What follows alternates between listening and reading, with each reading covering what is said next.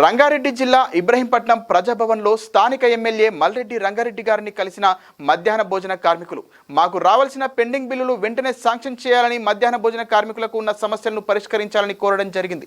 ముఖ్య అతిథులుగా పాల్గొన్న రాష్ట్ర అధ్యక్షురాలు స్వప్న, జిల్లా కోశాధికారి సరిత, జిల్లా నాయకులు శిరీష, లక్ష్మమ్మ, పద్మమ్మ, మంజులాల్, లావణ్య, ఎల్లేష్, మిగతా జిల్లా మండల నాయకురాలు పాల్గొన్నారు.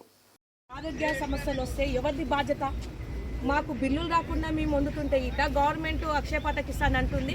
ఈ అక్షయ పథకం ఇస్తానేది మాత్రం వెంకకు తీసుకోకుండా మాత్రం మేము నడి రోడ్ల మీద కూర్చోవడం జరుగుతుంది. మాకు బిల్లులు వెంటనే రిలీజ్ చేయాలని గిట్ట మేము కోరుతున్నాం.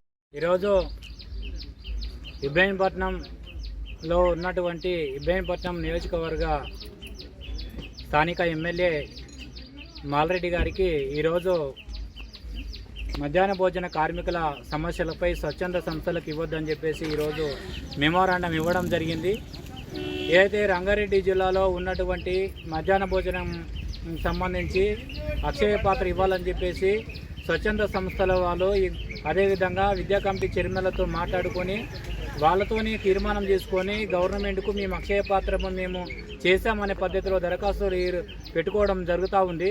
కానీ మేము సిఐటి ఆధ్వర్యంలో మేము డిమాండ్ చేస్తున్నది ఏంటంటే, ఈ మధ్యాహ్న భోజన కార్మికులు 22 సంవత్సరాల నుంచి ఇందులో పనిచేస్తూ ఉన్నారు.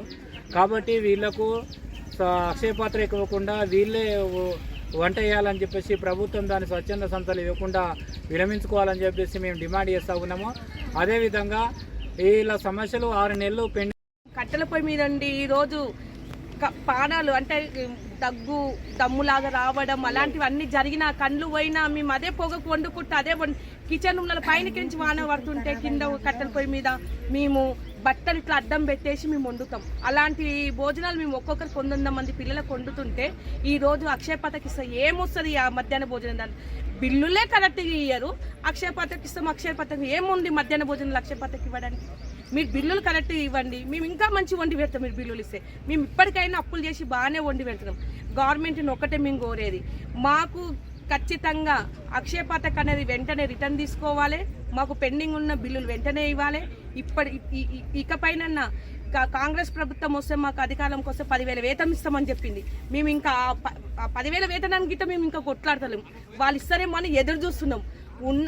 పెంచినే ఇస్తామని చెప్పి ఉన్న పనులు తీసేస్తామని అంటున్నారు. ఇది కరెక్ట్ కాదని చెప్తున్నాం. వెంటనే మాకు ఇది రిటర్న్ తీసుకోకుంటే మాత్రం మేము ఊకునే సమస్య లేదు. విద్యాశాఖ మంత్రిని కంపల్సరిగా పెట్టాలని మేము మధ్యాహ్న భోజన కార్మికుల తరఫున నేను రాష్ట్ర అధ్యక్షురాలు స్వప్నాన్ని కోరుతున్నా. విద్యాశాఖ మంత్రిని మాత్రం కంపల్సరీ పెట్టాలి. మా బాధలు ఏందో మేము అక్కడనే చెప్పుకుంటాము. మాకు విద్యాశాఖ మంత్రి లేక ఎవరు లేక మేము ఇష్టం వచ్చినట్టు అంటే ఎమ్మెల్యేలు ఎక్కడ ఎమ్మెల్యేలను అక్కడ కనుక్కోవడం, కలెక్టర్ ఆఫీస్ పోవడం ఇదే జరుగుతుంది. బస్సు ఫ్రీ బస్ అని పెట్టిండు కానీ ఇక్కడ రంగారెడ్డి జిల్లాలో కలెక్టర్ ఆఫీస్ పోవాలంటే పోలేని పరిస్థితి, మాకు బస్సు లేక పోలేని పరిస్థితి. మాకు ఆటోలు కట్టుకొని పోతే మాకు వచ్చి రానున్న ఒక్కొక్క ఆటోకి 500-600 తీసుకుంటారు. మేము అన్ని డబ్బులు గిట్ట తీయలేని పరిస్థితులు ఉంటే ఒక బస్సు గిట్ట సౌకర్యం లేకుండా రంగారెడ్డి జిల్లాలో అడవిలో తీసుకొని కలెక్టర్ ఆఫీస్లో పెట్టినారు. మధ్యాహ్న భోజనం పిల్లులు ఇయ్యరు. మిగతా అందరికీ మాత్రము ఇన్ని కోట్లు రిలీజ్ అయినాయి, అన్ని కోట్లు రిలీజ్ అయినాయి, ఇవి వస్తున్నాయి, అవి వస్తున్నాయి. మన మధ్యాహ్న భోజనం పొలకి ఎందుకు వస్తాయి? మేము గిట్ట మాట్లాడాం కదా. మాకు ఖచ్చితంగా వెంటనే బిల్లులు రిలీజ్ చేయాలి. అక్షయ పథకం అనేది రిలీజ్ చేసుకోవాలి. హెల్త్ కార్డు, గుర్తింపు కార్డు ప్లస్ సిలిండర్లు గిట్ట మాకు ఇవ్వాలని మేము కోరుకుంటున్నాం గవర్నమెంట్.